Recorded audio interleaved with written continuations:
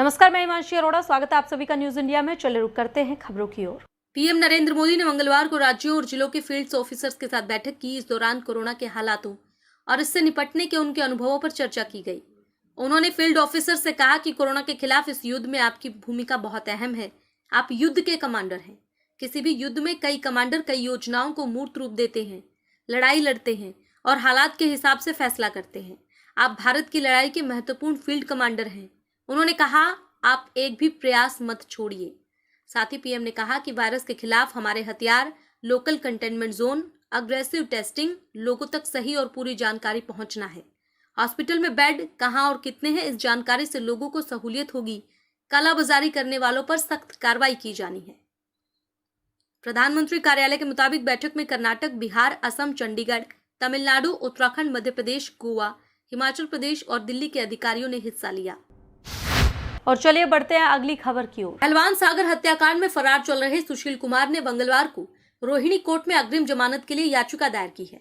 इस मामले में आज सुनवाई होगी। गौरतलब है कि सुशील कुमार 4 मई को सागर की मौत के बाद से फरार चल रहा है। दिल्ली पुलिस ने सोमवार को कहा, सुशील कुमार के बारे में जानकारी देने वाले को 1 लाख रुपए इनाम दिया जाएगा। पुलिस ने यह भी कहा है कि 50,000 रुपए की राशि उन व्यक्तियों को दी जाएगी जो इस मामले में एक और आरोपी अजय के बारे में जानकारी देंगे। शनिवार को दिल्ली की एक अदालत ने स्टार पहलवान के खिलाफ गैर जमानती वारंट भी जारी किया था। इसी के साथ रुक करते हैं अगली खबर की ओर। आपको बता दें कि कोरोना संकट के बीच प्लाज्मा थेरेपी को लेकर आईसीएमआर और एम्स ने बड़ा फैसला लिया है। कोरोना के इलाज से प्लाज्मा थेरेपी हटा दी गई है। इस संबंध में एम्स और आईसीएमआर की तरफ से नई गाइडलाइन जारी की गई है। इससे पहले कोविड-19 संबंधी भारतीय आयुर्विज्ञान अनुसंधान परिषद और नेशनल टास्क फोर्स की बैठक में सभी सदस्य इस पक्ष में थे कि प्लाज्मा थेरेपी को कोरोना इलाज पद्धति से हटाया जाना चाहिए।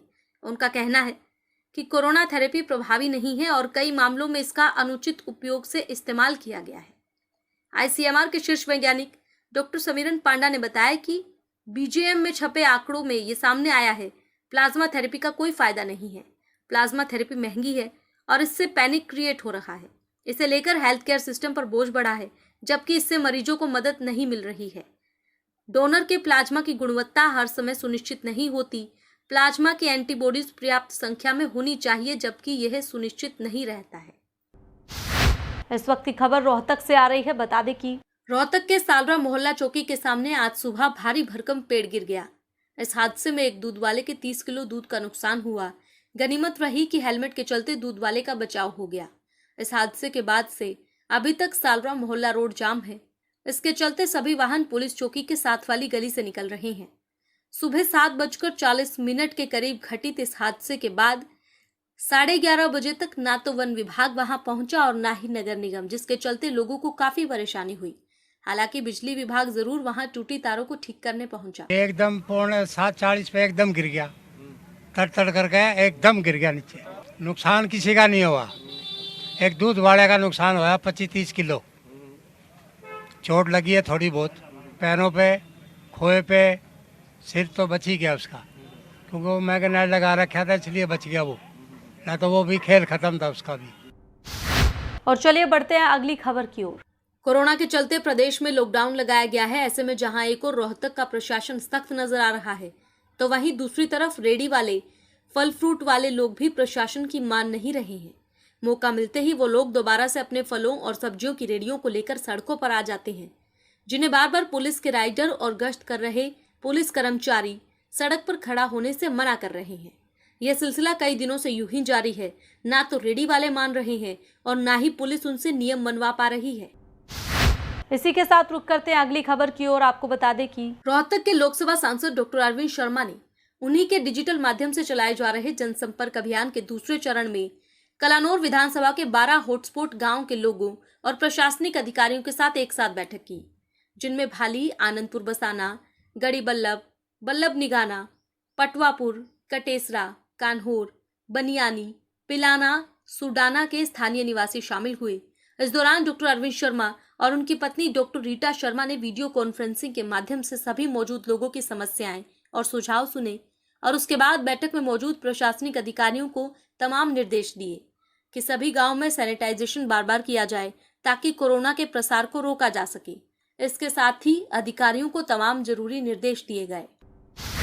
और चलिए बढ़ते हैं अगली खबर की ओर।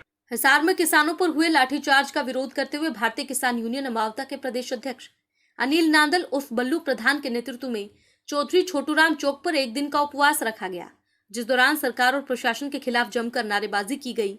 बल्लू प्रधान ने कहा कि सरकार किसानों के सब्र का इम्तिहान न ले, नहीं तो वो भगत सिंह और झांसी की रानी बनने में देर नहीं लगाएंगे। उन्होंने कुंभकर्ण की नींद में सोई सरकार को जगाने के लिए ये एक दिन का उपवास सोमवार सुबह 8 बजे से शाम 5 बजे तक रखा। इसी के साथ रुक करते हैं अगली खबर की ओर। आपको बता दें कि कोरोना काल में जहां ऑक्सीजन की किल्लत है, तो वहीं कुछ समाजसेवी फ्री ऑक्सीजन बांटकर लोगों की सहायता भी कर रहे हैं। सेवा सुरक्षा और सहयोग ट्रस्ट के प्रधान सत्यवान गुलिया, संस्थापक प्रशांत राणा, उप प्रधान पदम ढुल, नवीन कुमार, लक्ष्य खन्ना, कृष्णा सहगल की तरफ से भी लोगों की सहायता की जा रही है। मेयर मनमोहन गोयल के अथक प्रयासों से हिसार जिंदल ऑक्सीजन के प्लांट से लगातार ऑक्सीजन के बड़े सिलेंडर रोहतक के झज्जर चुंगी स्थित सेवा सुरक्षा एवं सहयोग ट्रस्ट के ऑफिस के सामने मंगवाए जा रहे हैं और इन ऑक्सीजन के बड़े सिलेंडरों से जरूरतमंदों को छोटे सिलेंडर भरकर निःशुल्क वितरित किए जा रहे हैं। और चलिए बढ़ते हैं अगली खबर की ओर। रोहतक में सेवा सहयोग बजरंग दल और हम और आप सामाजिक संगठन की तरफ से कोरोना महामारी के बढ़ते प्रकोप के चलते पाड़ा मुल्ला सलार मोहल्ला को सैनिटाइज किया गया। हम और आप की टीम के सदस्य ने बताया कि कहीं से भी पूरे शहर में सूचना मिलती है तो उनकी टीम वहां पहुंचकर उस एरिया को सोडियम हाइपोक्लोराइड के स्प्रे से सैनिटाइज करती है ताकि इस कोरोना महामारी को बढ़ने से रोका जा सके। सैनिटाइज पाड़ा मोहल्ला सलारा मोहल्ला में सेवा सुरक्षा सहयोग, हम और आप सोशल वेलफेयर सोसाइटी और बजरंग दल के सहयोग से सैनिटाइजेशन किया जा रहा है, जो कि कोरोना महामारी को देखते हुए आप सब भी सावधानी बरतें, मास्क पहने, सैनिटाइज करें। इसी के साथ रुक करते हैं अगली खबर की ओर। आपको बता दें कि कोरोना के खिलाफ जंग में आर्य समाज भी अहम भूमिका निभा रहा है। मोखरा में आर्य समाज की टीम ने पूरे गांव में ट्रैक्टर और ट्रॉली के माध्यम से आयुर्वेदिक औषधियों से युक्त सामग्री से विशेष यज्ञ किया। पर्यावरण की शुद्धि और इस मौसम में फैलने वाले कीटाणुओं से बचाव के लिए ये यज्ञ किया गया। आर्य समाज मोखरा के वरिष्ठ अधिकारियों ने बताया कि इस दौरान लोगों को कोविड नियमों का पालन करने के लिए जागरूक भी किया गया और साथ ही सभी कार्य सरकार के नियमों को ध्यान में रखते हुए किए गए। और चलिए बढ़ते हैं अगली खबर की ओर। कोरोना महामारी में तमाम समाजसेवी प्रशासन की सहायता कर रहे हैं। इसी कड़ी में पिछले 20 दिनों से कोरोना संक्रमित मरीजों के घर को सैनिटाइज करने का काम समाजसेवी पदम ढुल कर रहे हैं। कोरोना संक्रमित मरीजों और ठीक हो चुके मरीजों के घरों से कॉल आने पर समाजसेवी पदम ढुल वहां पहुंचकर उनके घरों को सैनिटाइज करते हैं। बीजेपी के मीडिया प्रभारी सनी शर्मा भी कोरोना पॉजिटिव हो गए थे, उनके घर भी पहुंचकर पदम ढुल ने सैनिटाइजेशन किया। इसी के साथ रुक करते हैं अगली खबर की ओर। आपको बता दें कि महामारी के दौर में समाजसेवी अजय धनखड़ और सीमा अहलावत भी लगातार प्रशासन की सहायता और लोगों की सेवा कर रहे हैं।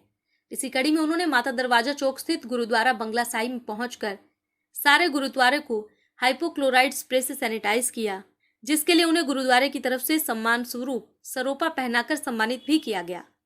बता दें कि अजय धनखड़ और सीमा अहलावत लगातार फोन कॉल आने पर लोगों के यहां पहुंचकर सैनिटाइजेशन का काम कर रही हैं। फिलहाल इस बुलेटिन में इतना ही। बाकी की तमाम खबरों के लिए आप देखते रहे न्यूज़ इंडिया।